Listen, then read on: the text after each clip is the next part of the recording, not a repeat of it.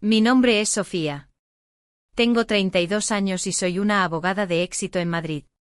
Compré la casa de mis sueños junto al lago con el dinero que gané tras años de duro trabajo.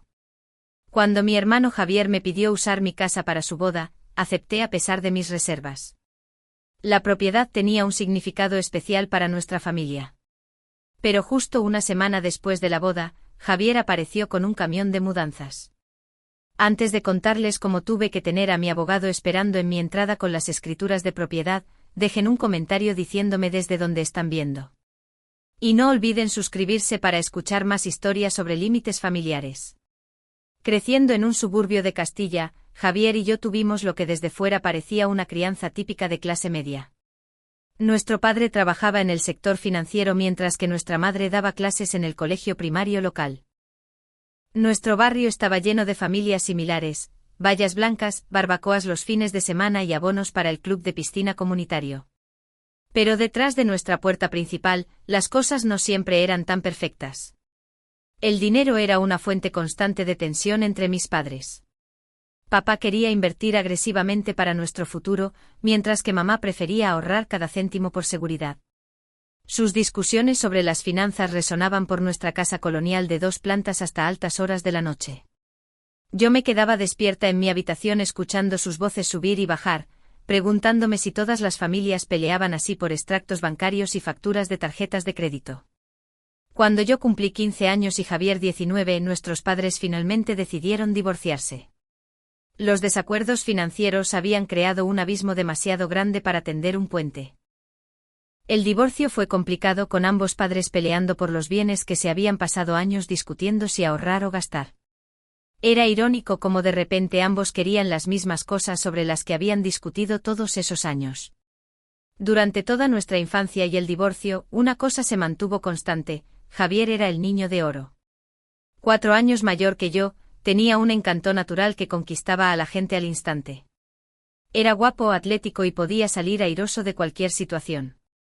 Cuando se olvidaba de cortar el césped, como había prometido, sacaba su sonrisa encantadora y prometía hacerlo aún mejor el próximo fin de semana. Cuando tomaba el coche prestado sin permiso y lo devolvía con el depósito vacío, le traía flores a mamá y todo era perdonado. Yo era diferente, más callada, más seria, con un fuerte sentido de la responsabilidad que parecía haberle faltado a mi hermano. Observaba cómo Javier navegaba la vida con mínimas consecuencias y tomaba nota mental de lo que no debía hacer. Mientras mis padres peleaban por el dinero, decidí que nunca dependería financieramente de nadie. Crearía mi propia seguridad. El divorcio me obligó a madurar rápidamente. Con ambos padres reconstruyendo sus vidas por separado, me volví autosuficiente por necesidad. Cocinaba mis propias comidas, lavaba mi propia ropa y empecé a trabajar a tiempo parcial a los 16 años para ahorrar para la universidad. Mientras tanto, Javier iba y venía entre las nuevas casas de nuestros padres, siempre logrando obtener el máximo apoyo financiero de ambos mientras contribuía con un esfuerzo mínimo. Puse mi mira en la Facultad de Derecho pronto. El camino no fue fácil. Conseguí becas, trabajé en varios empleos y aún así me gradué con una deuda de préstamo estudiantil que tardaría años en pagar, pero estaba decidida. Vi a demasiadas personas en mi vida ser aprovechadas porque no entendían sus derechos legales. Yo no sería una de ellas. Javier tomó un camino diferente. Asistió a 3 universidades distintas sin obtener un título. Probó suerte en varias profesiones: inmobiliaria, gestión de restaurantes, entrenador personal, sin quedarse nunca en nada más de un año. Lo que se mantuvo constante fue su patrón de pedir dinero prestado a nuestros padres con promesas vagas de devolución que nunca se materializaban. A pesar de nuestras diferencias, había un lugar que unía a nuestra familia: la casa de nuestros abuelos junto al lago. La casa de la abuela y el abuelo era una modesta pero encantadora cabaña de 3 dormitorios con un porche envolvente que ofrecía impresionantes vistas al lago de Sanabria, en lugar del lago Winnipesaukee. Durante los veranos de mi infancia, esta casa se convirtió en mi santuario. Cuando las cosas se ponían tensas en casa, iba en bicicleta a la casa del lago y me sentaba en el muelle, dejando mis pies en el agua fresca mientras leía un libro. La casa del lago era donde celebrábamos Acción de Gracias cada año, donde Javier y yo aprendimos a nadar, donde las fotos familiares capturaban raros momentos de felicidad genuina. Cuando la abuela falleció, seguida por el abuelo un año después, la casa del lago se vendió para saldar su patrimonio. Me hice una promesa privada de que algún día la compraría de vuelta. Mi primer gran éxito profesional llegó a los 29. Formé parte de un equipo legal que ganó una importante indemnización para nuestros clientes en una demanda colectiva. Mi bono fue lo suficientemente sustancial como para dar la entrada de una casa, y por un golpe de suerte, la cabaña del lago salió al mercado ese mismo mes. No dudé. Hice una oferta, negocié agresivamente y firmé los papeles con lágrimas en los ojos. El santuario de mi infancia era mío de nuevo. Javier se mostró inicialmente felicitador por mi compra, pero noté el trasfondo de celos en sus comentarios. Debe ser agradable tener dinero de abogada, decía, o supongo que la hermana lista se queda con todas las cosas buenas. Empezó a hacer referencias a que la casa era propiedad familiar y a que debería compartir la riqueza ya que era prácticamente una herencia familiar. Descarté estos comentarios, atribuyéndolos a su patrón habitual de esperar que las cosas le fueran dadas. Poco sabía yo que estos comentarios casuales eran las primeras señales de advertencia de lo que se convertiría en la mayor traición de mi vida. 2 años después de comprar la casa del lago, Javier conoció a Marta en una gala benéfica en Madrid. Marta venía de familia con dinero antiguo de Castilla con conexiones familiares en los círculos sociales de élite de Madrid. Su padre era dueño de una empresa de desarrollo que había transformado partes del paseo marítimo de la ciudad. Y su madre formaba parte de las juntas directivas de varias instituciones culturales prestigiosas. Por las fotos que Javier compartía y las historias que contaba, estaba claro que sentía que finalmente había encontrado su billete dorado. Su relación progresó rápidamente. Javier se mudó al apartamento de Marta en el centro a los 2 meses de noviazgo, y a los 6 meses estaban comprometidos. El diamante en el dedo de Marta era impresionante. Demasiado impresionante para el modesto ingreso de Javier por su última aventura como consultor de negocios, que hasta donde yo sabía consistía principalmente en eventos de networking y almuerzos largos. Estaba genuinamente feliz por mi hermano. A pesar de nuestras diferencias, yo quería que él encontrara estabilidad y felicidad. Cuando me llamó un martes por la noche de abril, su voz rebosante de emoción, esperaba más detalles de la boda. En cambio, tenía una propuesta propia. Sofía, ¿sabes cuánto significa la casa del lago para nuestra familia?, comenzó, adoptando ese tono persuasivo que reconocía desde la infancia. Marta y yo estábamos hablando de lugares para la boda y todo es tan caro o está reservado con 3 años de antelación. Sabía a dónde se dirigía esto, pero le dejé continuar. Tu casa sería perfecta. La vista al lago, la historia, el espacio para una carpa en el césped. Significará todo para mí casarme donde el abuelo y la abuela solían recibirnos. Además, nos ahorraría una fortuna en tarifas de alquiler de lugar. Cuando no respondí de inmediato, añadió, prometo que nos encargaremos de todo. Contrataremos limpiadores, protegeremos tus muebles. La dejaremos mejor de lo que la encontramos. Sabes que puedo cumplir mi palabra. Casi me reí ante esta última parte. Javier nunca había cumplido ninguna promesa que requiriera esfuerzo o responsabilidad, pero la mención de nuestros abuelos me tocó el corazón. La casa sí guardaba recuerdos especiales para ambos. ¿De cuántos invitados estamos hablando?, pregunté con cautela. Pequeño e íntimo, solo 100 personas, quizás 120 como máximo. El padre de Marta cubrirá la mayoría de los gastos, así que será elegante. Todo de primer nivel. 120 personas no me pareció poco, pero me contuve. ¿Cuándo sería esto? El 15 de agosto, solo faltan 3 meses. Sé que es poco aviso, pero tuvimos suerte con una cancelación del fotógrafo y el catering preferidos de Marta, así que todo se alineó. Agosto era mi época favorita en el lago. El agua estaría perfecta para nadar, el jardín en plena floración. Ya había planeado tomarme 2 semanas libres para disfrutar de mi propiedad. La mezquindad de su petición comenzó a hacerse notar. Javier, yo tenía planes de vacaciones. Antes de que pudiera terminar, mi teléfono vibró con otra llamada. Mamá. Javier debió habérselo contado antes de llamarme porque su voz estaba llena de expectación cuando contesté. Sofía, ¿te contó Javier la maravillosa noticia? Una boda en la casa del lago, justo como tu abuelo le propuso matrimonio a tu abuela en ese muelle. Es perfecto. Y así comenzó la campaña de presión. Durante los 3 días siguientes recibí llamadas de mi padre, 2 tías e incluso mi prima Elena, todas elogiando la romántica noción de que Javier se casara en la casa familiar del lago. Nadie parecía preocupado por mis planes o la imposición que esto causaría.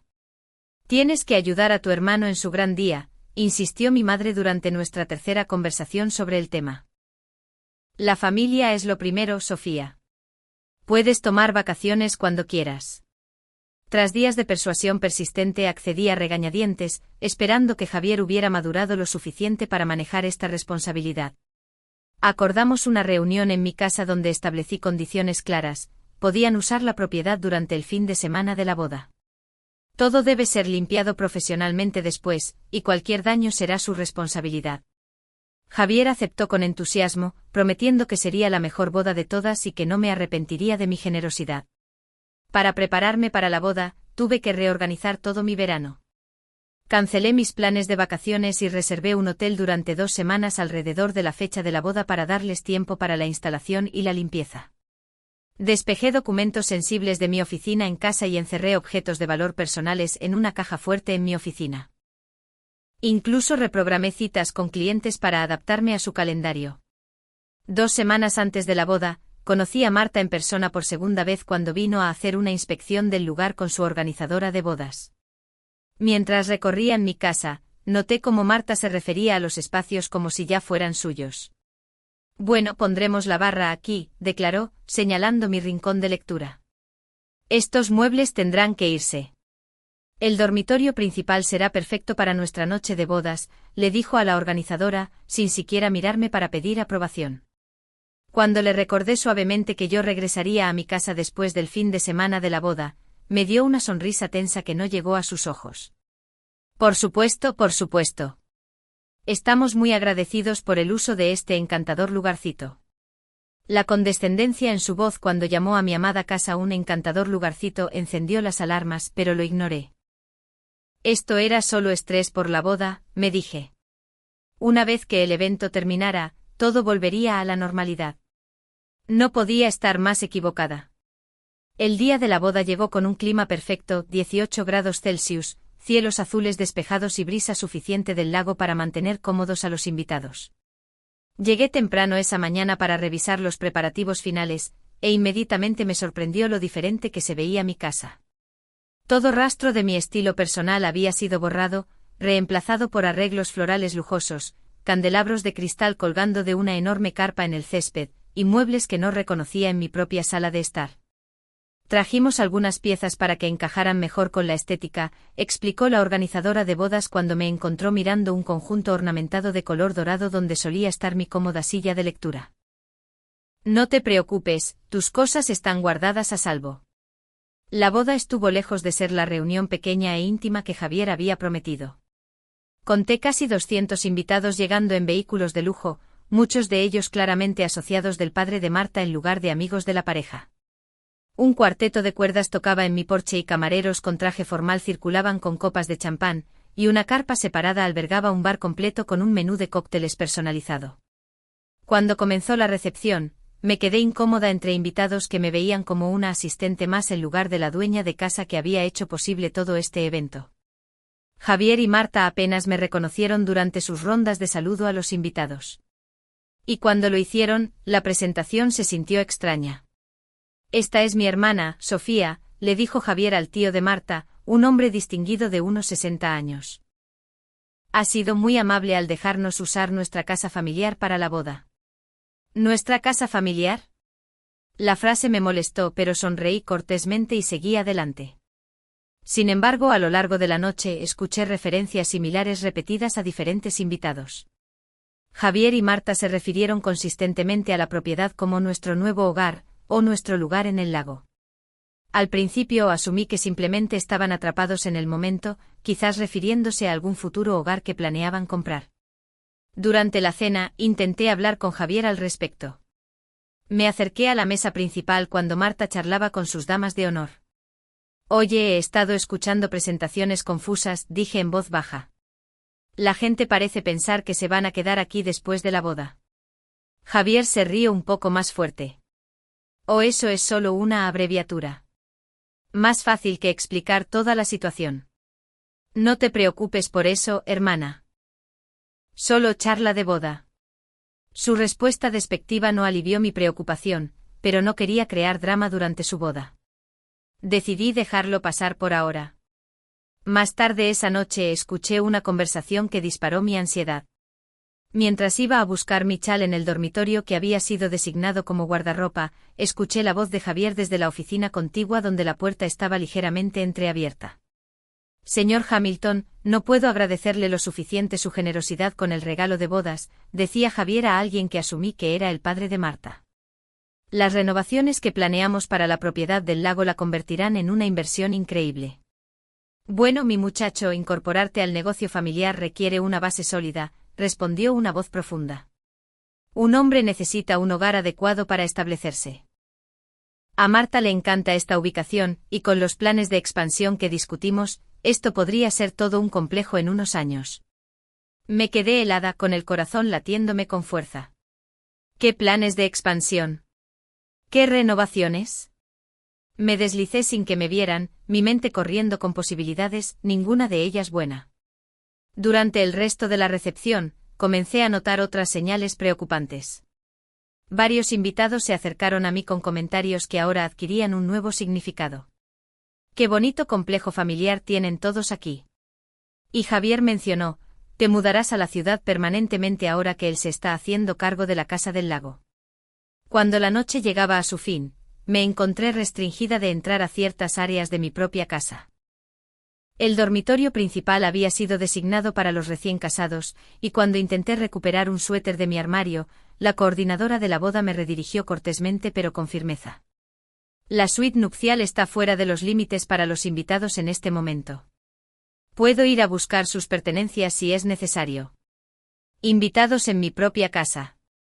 Después de que la mayoría de los asistentes se habían ido, descubrí que muchos de mis objetos personales habían sido empacados y trasladados al garaje. Marcos de fotos, libros, incluso equipo de cocina habían sido cuidadosamente embalados y etiquetados como almacenamiento. Cuando cuestioné esto, Javier me aseguró que era temporal. Simplemente necesitábamos hacer espacio para los regalos de boda y los alquileres, explicó, con su brazo alrededor de la cintura de Marta. El equipo de limpieza lo devolverá todo mañana. Pero el mañana llegó y, en lugar de partir de luna de miel como estaba planeado, Javier y Marta se quedaron en la Casa del Lago. Solo terminando algunos detalles, explicaron. La luna de miel es la próxima semana. Con el dormitorio principal todavía ocupado por los recién casados, me vi obligada a extender mi estancia en el hotel. Pasaron los días y cada vez que visitaba mi casa, más de mis pertenencias parecían estar empacadas mientras nuevos objetos que no reconocía aparecían en su lugar. Ropa de Marta colgaba en mi armario. Palos de golf de Javier estaban en el pasillo. Obras de arte que nunca había visto adornaban las paredes. Cuando se le confrontó, Javier siguió ofreciendo explicaciones plausibles. Estaban organizando los regalos de boda o esperando entregas de muebles para su nuevo apartamento, siempre una excusa, siempre una razón por la que necesitaban unos días más.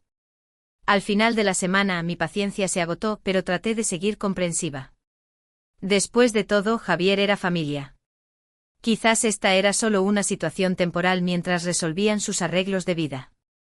No podía haber imaginado cuán equivocada estaba. Una semana después de la boda, estaba trabajando en mi oficina en Madrid cuando mi teléfono se iluminó con una llamada de Isabel, mi vecina de al lado en la Casa del Lago. Isabel y yo nos habíamos hecho amigas tomando café por la mañana en nuestros muelles contiguos, y ella había estado vigilando mi propiedad cuando yo no estaba. Sofía, creo que deberías saber que hay un camión de mudanzas en tu entrada, dijo sin preámbulos. Uno grande. Hombres están metiendo muebles adentro. Cosas nuevas, no tuyas. Se me hundió el estómago. ¿Qué? No autoricé ninguna entrega. Tu hermano los está dirigiendo. Pensé que tal vez les permitías quedarte por un tiempo, pero esto parece permanente. Le di las gracias a Isabel e inmediatamente salí de mi oficina, cancelando mis citas de la tarde. El viaje de 90 minutos al lago me pareció el más largo de mi vida. Mi mente repasaba las posibilidades. ¿Estaba Javier aprovechándose de mi generosidad para una estancia prolongada? ¿Había habido una falta de comunicación sobre su situación de vida? Cuando giré hacia mi calle, el camión de mudanzas apareció a la vista, estacionado en mi entrada circular. Hombres uniformados llevaban muebles y cajas a mi casa mientras Javier estaba en el porche revisando artículos en una lista. Mi hermano parecía completamente relajado, como si fuera una situación perfectamente normal. Estacioné detrás del camión y me acerqué a Javier, tratando de mantener la voz firme a pesar de mi corazón acelerado. ¿Qué está pasando aquí? Javier levantó la vista momentáneamente sobresaltado, antes de que su expresión se volviera de confianza casual. Hola, hermana. Sorpresa. Nos estamos instalando. Los mudanceros casi terminan. ¿Instalando? Javier, esta es mi casa. Dijiste que la necesitabas para el fin de semana de la boda. Eso fue todo. Me echó el brazo sobre los hombros, alejándome de los mudanceros.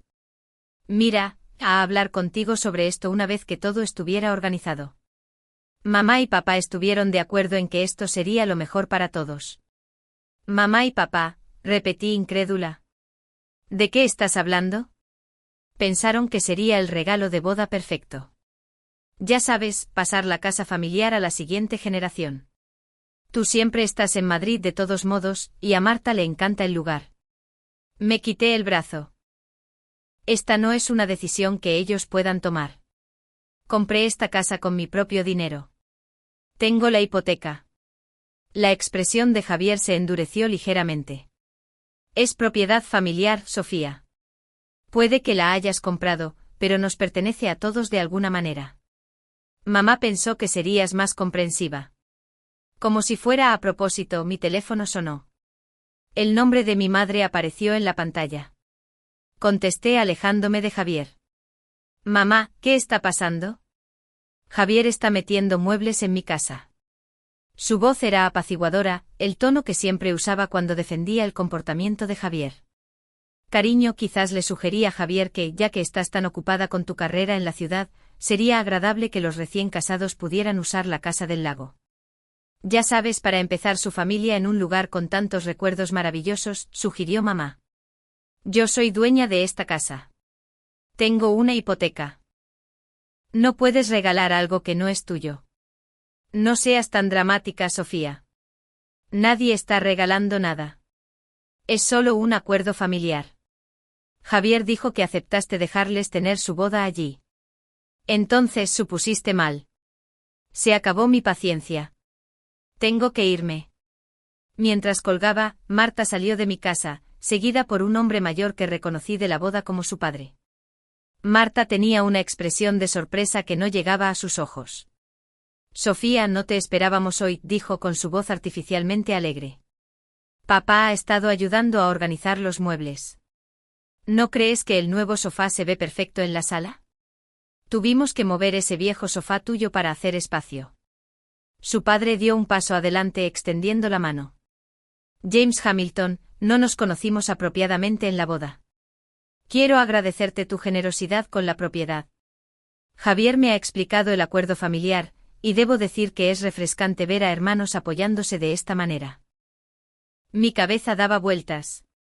No hay ningún acuerdo familiar. Esta es mi casa. Nunca acepté dejar que Javier y Marta vivieran aquí. La sonrisa del señor Hamilton se desvaneció ligeramente. Esa no es la impresión que me dieron. De hecho, ya hemos comenzado a discutir cómo esta propiedad podría incorporarse al nuevo proyecto de Hamilton Development en el lago. Javier ha estado bastante entusiasmado con las posibles oportunidades de asociación. Un frío real me invadió. Esto no era solo Javier aprovechándose. Este era un plan calculado. Pasé junto a ellos y entré en mi casa, jadeando por lo que encontré dentro. Mi sala de estar había sido completamente transformada con muebles nuevos. Mis electrodomésticos de la cocina habían sido reemplazados por modelos de alta gama. En mi oficina en casa, descubrí una pila de papeles en el escritorio.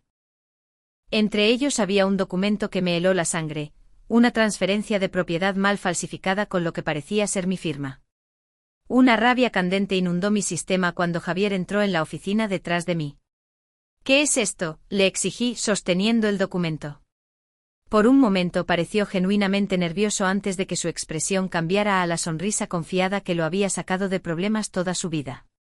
Solo algunos papeles preliminares. Nada oficial todavía. Falsificaste mi firma. Eso es ilegal, Javier. Esto es fraude. Vamos, Sofía. Estás exagerando como siempre. Su tono se volvió condescendiente. Siempre has sido tú la que recibe todo de manos. Beca completa para la universidad, ese gran bono en el trabajo. Algunos de nosotros tenemos que crear nuestras propias oportunidades. Lo miré con incredulidad. ¿De manos? Trabajé por todo lo que tengo. Tú eres el que ha tenido todas las ventajas y las ha desperdiciado. La fachada de Javier finalmente se resquebrajó, revelando el resentimiento que había debajo. ¿Crees que eres tan perfecta con tu título de abogada elegante y tu casa grande? Este lugar debería haberse compartido con toda la familia. Estoy corrigiendo una injusticia cometiendo fraude al robar mi casa. No es robar si se queda en la familia, contraatacó su lógica tan retorcida como siempre. Además, el padre de Marta planea desarrollar toda esta área. ¿Sabes cuánto valdrá esta propiedad una vez que su compañía construya el resort del lago?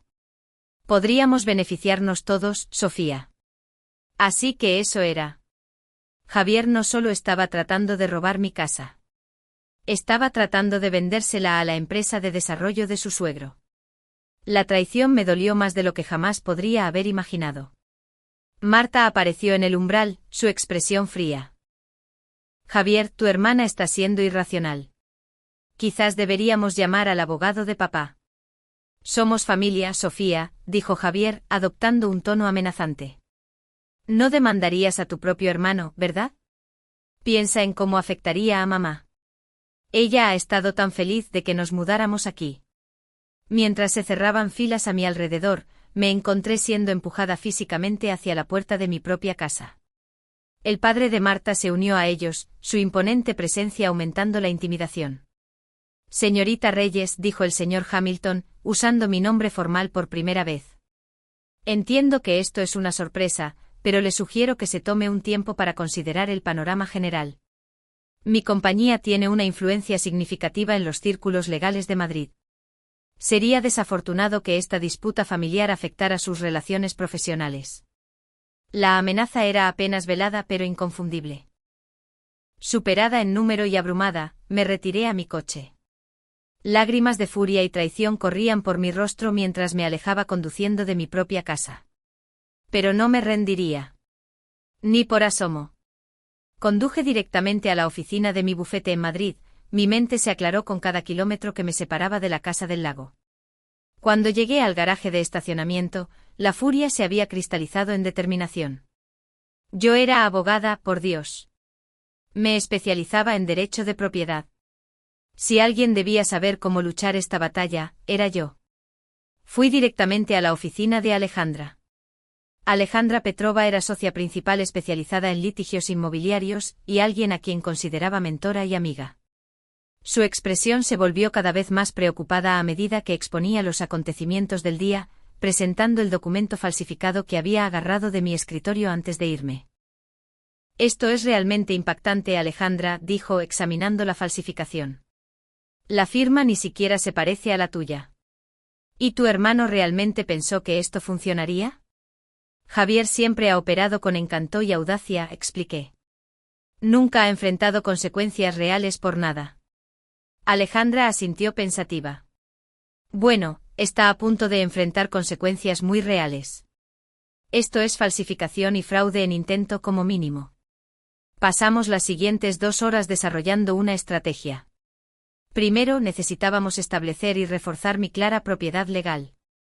Alejandra buscó los registros de propiedad en línea, confirmando que yo era la única propietaria en la escritura.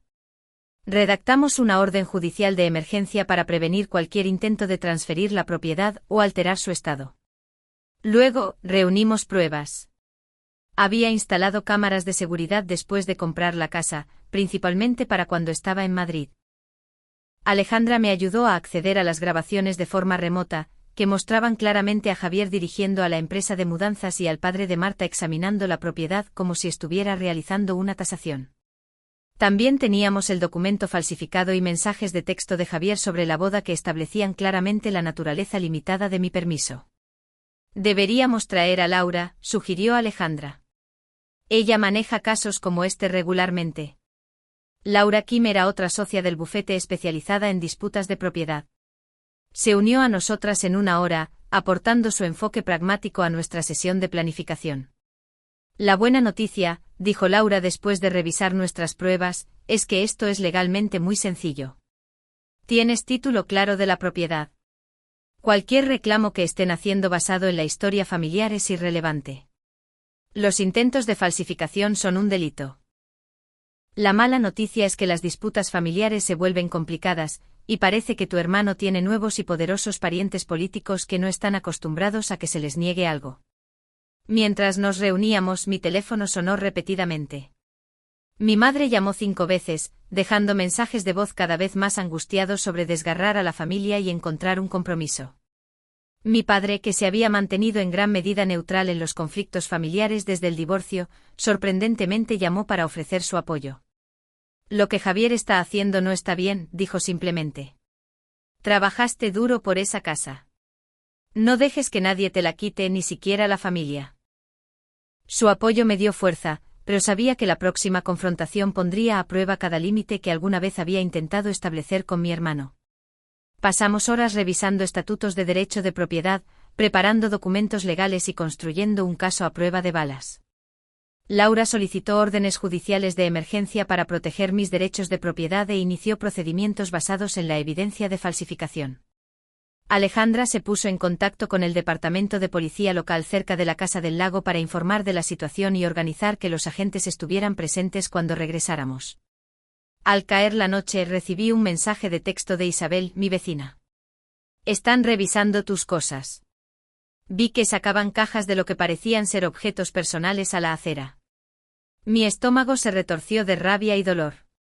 No eran solo posesiones. Eran mi vida, mis recuerdos, fotos familiares, recuerdos de mis abuelos, libros que había coleccionado durante años, todo desechado como si no significara nada. Necesitamos movernos rápido, les dije a Alejandra y Laura. Ahora están desechando mis bienes personales. Laura asintió con decisión. Tenemos suficiente para la orden judicial de emergencia. La jueza Patel me debe un favor. La conseguiré firmada esta noche. Iremos a primera hora de la mañana. Quiero ir ahora, insistí. Sofía, dijo Alejandra suavemente.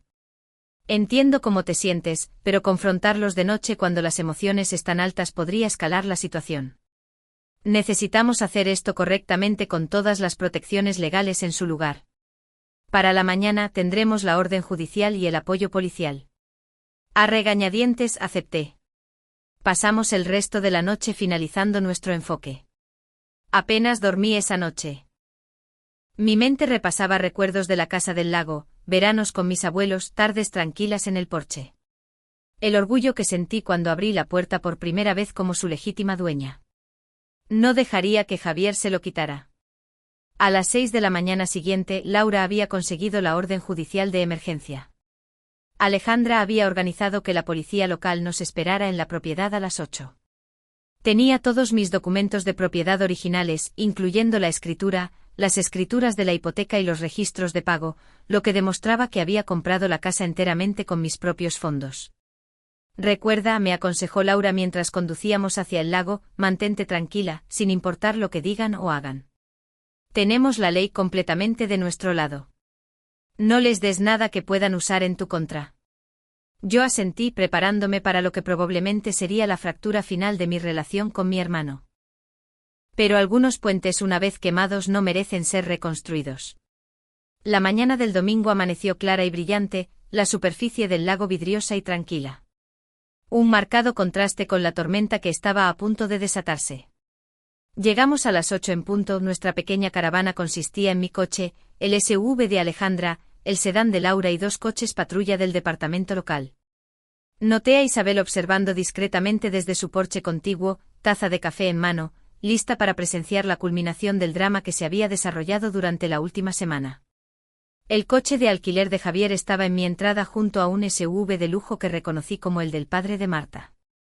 El camión de mudanza se había ido, pero la evidencia de su toma de control permanecía. Muebles nuevos en mi terraza, cortinas desconocidas visibles a través de las ventanas. La oficial Daniels, una mujer de aspecto sereno de unos 40 años, se me acercó primero. Señorita Reyes, entendemos que esta es su propiedad, y hay una disputa sobre la ocupación. Laura dio un paso adelante presentando los documentos judiciales. Tenemos una orden judicial de emergencia que prohíbe a los ocupantes actuales hacer cualquier cambio en la propiedad o reclamar la propiedad. También tenemos pruebas de fraude por intento que involucran documentos falsificados. La oficial revisó el papeleo y asintió. Acercémonos juntos a la casa. Mientras caminábamos por el sendero hacia mi puerta principal, sentí una extraña mezcla de emociones. Ira ciertamente, pero también una profunda tristeza de que los lazos familiares pudieran desintegrarse tan completamente. Toqué el timbre de mi propia casa, una absurdidad que no se me escapaba. Javier abrió su expresión cambiando rápidamente de molesta somnolencia a conmoción al ver al grupo reunido en el porche. Llevaba pantalones de pijama y una camiseta, claramente no esperaba visitas tan temprano. ¿Qué demonios, Sofía?, exigió. Tráete a la policía. Antes de que pudiera responder, Laura habló. Señor Reyes, tenemos una orden judicial que establece a la señorita Reyes como la única propietaria legal de esta propiedad y prohíbe cualquier intento de transferir la propiedad o alterar la propiedad sin su consentimiento. El rostro de Javier se puso rojo. Este es un asunto familiar. No necesitamos policías ni abogados. Se convirtió en un asunto legal cuando falsificaste documentos e intentaste tomar posesión fraudulenta de la propiedad de mi clienta, respondió Alejandra con frialdad. La oficial Daniels dio un paso adelante. Señor, necesito que dé un paso atrás y permita la entrada a su casa a la señorita Reyes. Javier dudó, luego llamó por encima del hombro. Marta, tienes que venir aquí. Momentos después Marta apareció detrás de él, envuelta en una bata de seda que reconocí con una punzada, era un regalo que yo había guardado en mi baño principal. Verla usando mis pertenencias personales me envió una nueva oleada de ira. ¿Qué está pasando?, exigió. Luego notó a los oficiales. ¿Por qué está la policía aquí? Tu esposo ha intentado tomar posesión ilegal de mi propiedad, dije, encontrando mi voz por fin. Estoy aquí para reclamar mi casa. Javier intentó su encanto habitual. Oficiales, ha habido un malentendido. Esta es la casa del lago de nuestra familia. El nombre de mi hermana puede estar en algunos papeles, pero tenemos un acuerdo de uso compartido. Laura levantó la escritura de la propiedad. Señor Reyes, esta no es una propiedad compartida. La señorita Reyes compró esta propiedad de forma independiente hace 3 años. Ella paga la hipoteca, paga los impuestos y tiene toda la documentación que prueba la propiedad exclusiva. Tenemos la orden judicial aquí, añadió Alejandra, entregando copias a Javier y Marta. Establece claramente que la señorita Reyes es la propietaria legal y que cualquier reclamo en contrario no es válido. Mientras Javier escaneaba el documento, Marta sacó su teléfono. Llamaré a mi padre. Esto es ridículo. Mientras se apartaba para hacer la llamada, la oficial Daniel se dirigió directamente a Javier. Señor, ¿tiene alguna documentación legal que muestre su derecho a ocupar esta propiedad? Javier tartamudeó, su confianza visiblemente resquebrajada. Todavía estamos finalizando los papeles. Mi hermana aceptó verbalmente. Yo no lo hice, le interrumpí firmemente. Acepté dejarte usar la casa solo para el fin de semana de tu boda. Nunca acepté que se mudaran o reclamaran la propiedad. La oficial Daniels asintió. Sin documentación que muestre su derecho a estar aquí, actualmente está invadiendo propiedad privada. Necesito pedirle a usted y a cualquier otra persona no autorizada por la señorita Reyes que recoja sus pertenencias y desocupe las instalaciones. El rostro de Javier se contrajo de ira. ¿No puedes estar hablando en serio? Acabamos de casarnos aquí. Mudamos nuestras cosas. Lo cual hicisteis sin permiso, repliqué. La boda fue el único evento que autoricé. Marta regresó, su expresión furiosa. Mi padre viene en camino con nuestro abogado. No puedes echarnos así. De hecho pueden, dijo Laura con calma. Esto está legalmente establecido como propiedad de la señorita Reyes. No tienen derecho a estar aquí sin su permiso, el cual ha sido revocado explícitamente. La confrontación se intensificó cuando el padre de Marta, James Hamilton, llegó 20 minutos después. Salió de su coche de lujo con aire imperioso, seguido por un hombre severo que llevaba un maletín de cuero, a quien asumí que era su abogado. ¿Qué significa esto?, exigió Hamilton. Javier, Marta, ¿están todos bien? El abogado que acompañaba al señor Hamilton revisó rápidamente nuestra documentación, su expresión cada vez más preocupada. Apartó a Hamilton para una conversación susurrada, mirando ocasionalmente a los agentes de policía. Cuando regresaron, el semblante del abogado había cambiado por completo. Señor Hamilton, señor y señora Reyes, después de revisar estos documentos, debo aconsejarles que el reclamo de la señorita Reyes sobre la propiedad es legalmente sólido. Los documentos de transferencia intentados son problemáticos por decirlo menos. El rostro de Hamilton se oscureció. Javier me aseguró que la propiedad se estaba transfiriendo como parte de un acuerdo familiar. Todas las miradas se volvieron hacia Javier, que parecía acorralado. Se suponía que era simple.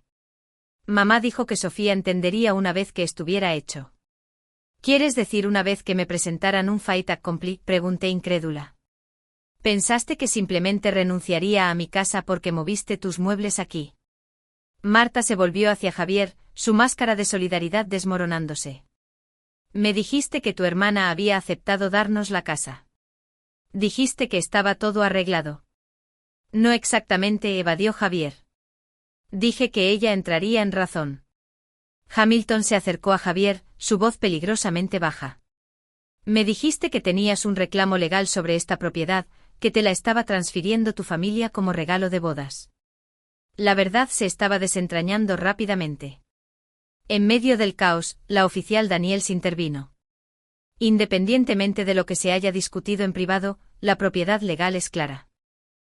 Necesito que todos no autorizados por la señorita Reyes comiencen a recoger sus pertenencias personales. Laura me apartó mientras Javier y Marta comenzaban a discutir entre ellos. Mientras están distraídos, deberíamos revisar la casa en busca de cualquier otra evidencia de fraude o daño a la propiedad. Entramos en la casa y me sorprendió la transformación. En solo una semana, habían reorganizado los muebles, repintado las paredes y reemplazado los accesorios. En mi oficina en casa, Laura descubrió más evidencia condenatoria.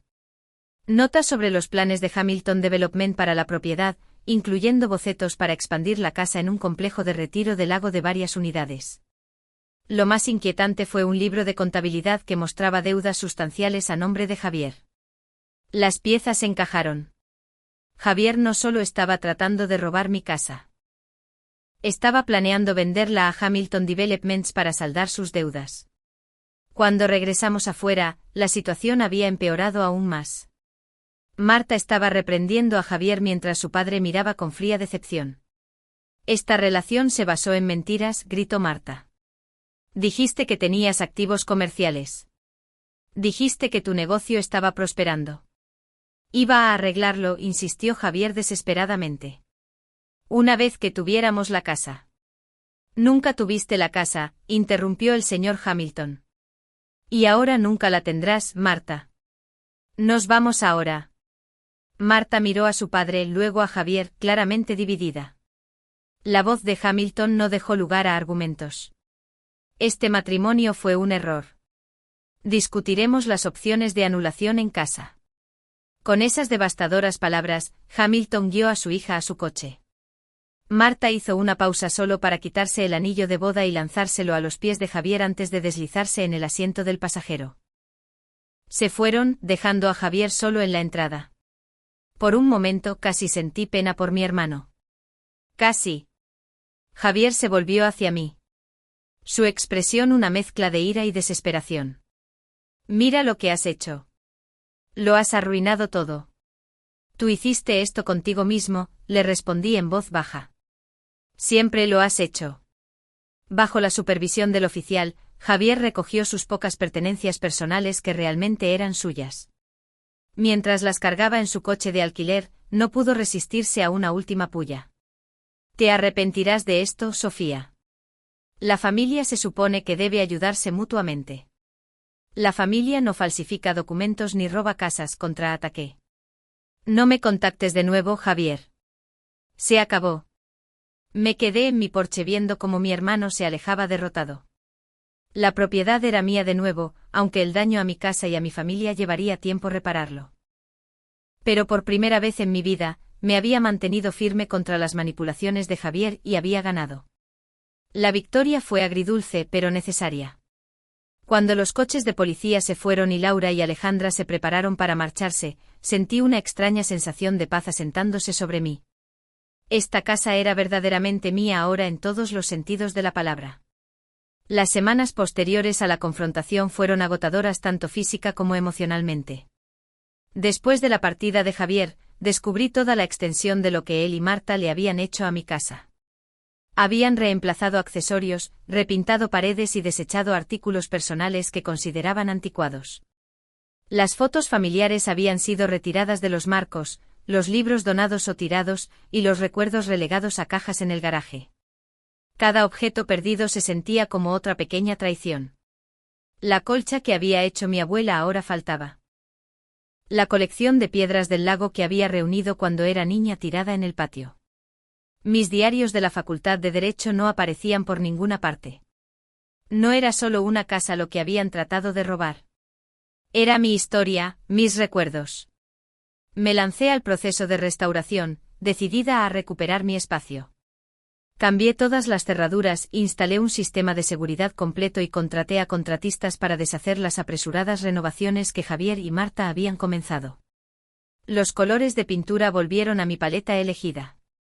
Muebles nuevos que combinaban con mi gusto reemplazaron lo que habían traído.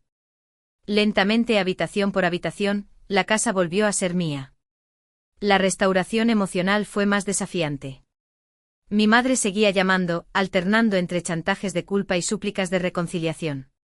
Es tu hermano, decía, como si eso excusara todo. La familia tiene que perdonar.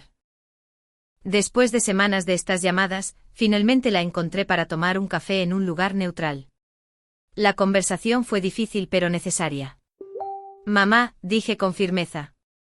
Lo que Javier hizo no fue un malentendido o un error. Fue fraude calculado.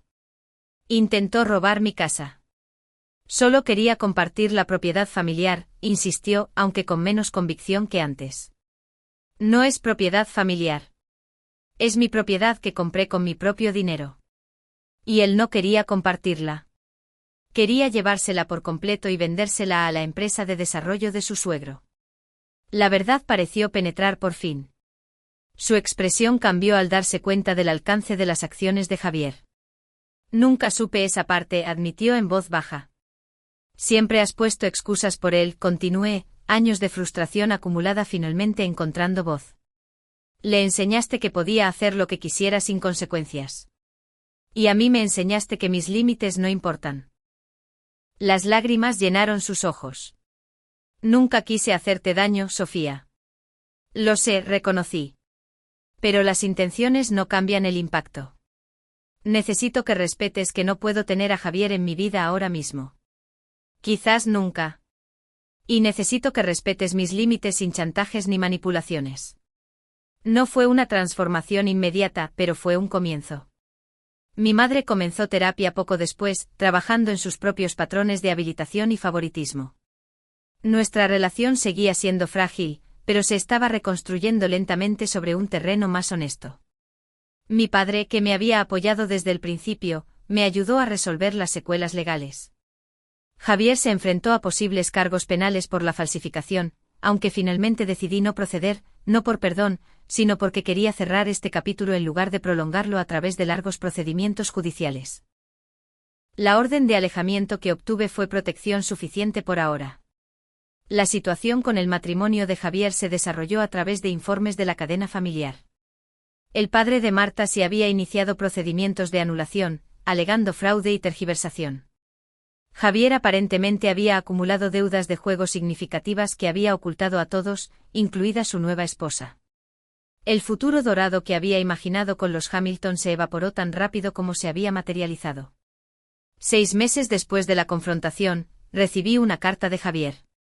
Reconocí su letra en el sobre y debatí si abrirlo o no. La curiosidad se impuso. Sofía escribió: sé que las palabras no pueden arreglar lo que intenté hacer.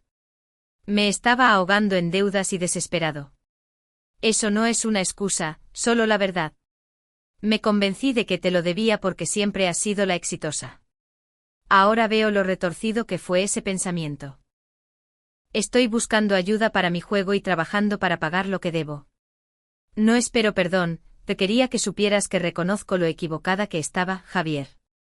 La carta despertó emociones complicadas. No hubo disculpa, no directamente, pero al menos hubo reconocimiento. No fue suficiente para reconstruir una relación, pero fue algo. Archivé la carta sin responder. Quizás algún día lo haría, pero aún no estaba lista. Mientras tanto me centré en sanar y reconstruir. Me uní a un grupo de apoyo para personas que establecen límites con familiares difíciles, encontrando consuelo en historias similares a la mía. Me reconecté con amigos que había descuidado durante mis años de adicción al trabajo. Me tomé vacaciones reales disfrutando de mi casa del lago como siempre había tenido la intención.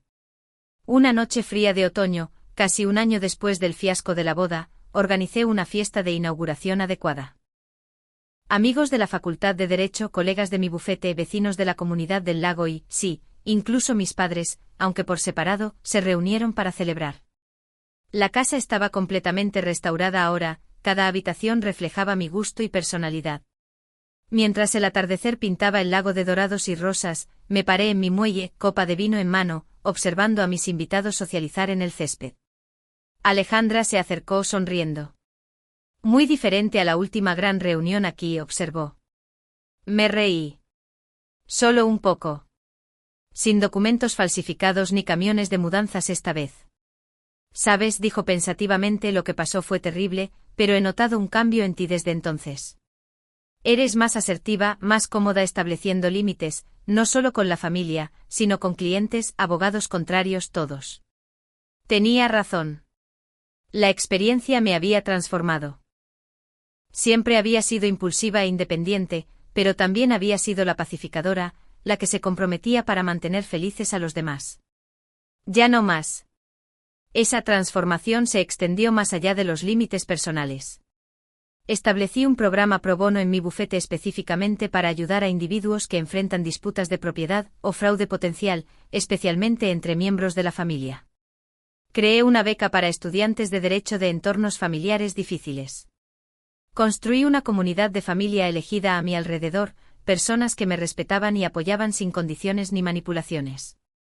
La casa se convirtió en un verdadero santuario de nuevo, no solo para mí, sino para amigos que necesitaban un respiro. Organicé retiros de escritura, escapadas de fin de semana para colegas y cenas tranquilas con vistas al agua. Los recuerdos de la traición se desvanecieron gradualmente, reemplazados por nuevos llenos de risas genuinas y conexiones honestas. La lección más profunda que aprendí a través de esta terrible experiencia fue que la verdadera familia no se define por la sangre o la obligación. Se construye sobre el respeto, la honestidad y el cuidado mutuo. A veces, lo más saludable que podemos hacer es trazar una línea clara entre lo que les debemos a los demás y lo que nos debemos a nosotros mismos. Proteger tus límites no es egoísta. Es una autopreservación esencial.